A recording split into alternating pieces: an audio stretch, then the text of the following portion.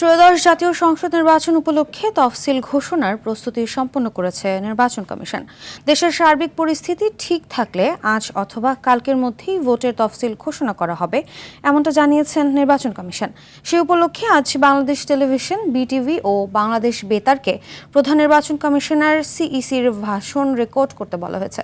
তার এই ভাষণেই তফসিল ও ভোটের তারিখ ঘোষণা করা হবে বলে ধারণা করা হচ্ছে।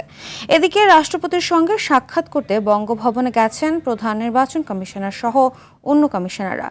আগামী বছরের ফেব্রুয়ারির প্রথমার্ধ অর্থাৎ 1 থেকে 10 তারিখের মধ্যে ভোট গ্রহণ অনুষ্ঠিত হতে পারে বলে আভাস দিয়েছে ইসি।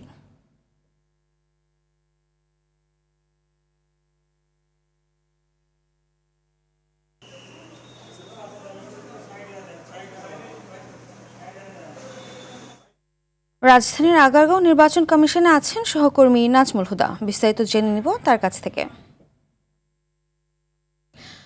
নাজমুল, রাষ্ট্রপতির সঙ্গে সিইসির সাক্ষাৎ এবং তফসিল ঘোষণার বিষয়ে সার্বিক কী তথ্য আছে আপনার কাছে জানাবেন? ফারহিনা, প্রধান নির্বাচন কমিশনার সহ অন্য বাকি 4 নির্বাচন কমিশনার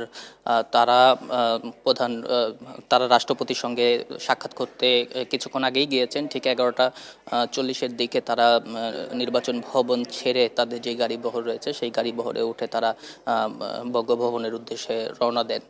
তো আজকে একটু গুরুত্বপূর্ণ দিন, যেহেতু তফসিল ঘোষণার একবারে অন্তিম পর্যায়ে চলে এসেছে নির্বাচন কমিশনাররা, এবং আজকে হয়তো রাষ্ট্রপতির সঙ্গে সাক্ষাৎ করার পর সেখান থেকে এসে তফসিলের যেই রেকর্ড রয়েছে সেই রেকর্ডটি বা প্রধান নির্বাচন কমিশনার তার ভাষণ রেকর্ড করবেন। এর জন্য বাংলাদেশ টেলিভিশন এবং বেতারকে চিঠি দিয়েছে ইতিমধ্যে, এবং তারা আজকেই এই নির্বাচন ভবনে আসবেন, এসে প্রধান নির্বাচন কমিশনারের কথা রেকর্ড করবেন, এবং রেকর্ড করার পরে যদি সম্ভব হয় সেটি আজকে হয়তো সন্ধ্যা নাগাদ সেটি তফসিল ঘোষণা করা হতে পারে। আর যদি সেটি সম্ভব না হয় সেক্ষেত্রে কালকে নাগাদ তফসিল ঘোষণা করা হবে, এবং তফসিল ঘোষণা করার পরেই মূলত নির্বাচনের যেই আনুষ্ঠানিকতা সেই আনুষ্ঠানিকতাতে চলে যাবে, এবং নির্বাচনের যে তারিখ সেই তারিখটিও ঘোষণা করা হবে তফসিল ঘোষণার মধ্য দিয়ে।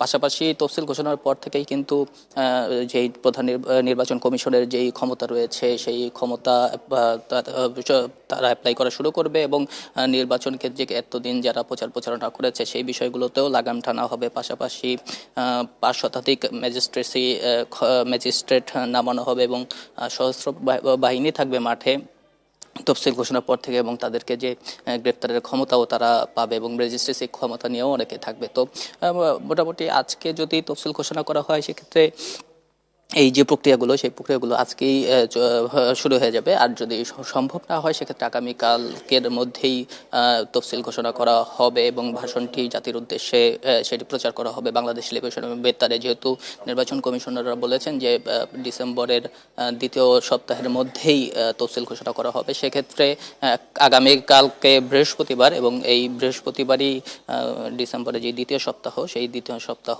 শেষ হবে। সেক্ষেত্রে আজকে বা কালকে এই 2টা দিন খুবই গুরুত্বপূর্ণ। এই 2 দিনের মধ্যেই আজকে হয়তো আমরা সন্ধ্যার সময় জানতে পারবো যে তফসিলটা ঠিক কোন মুহূর্তে ঘোষণা করা হয়েছে। ফারহিনা, ধন্যবাদ।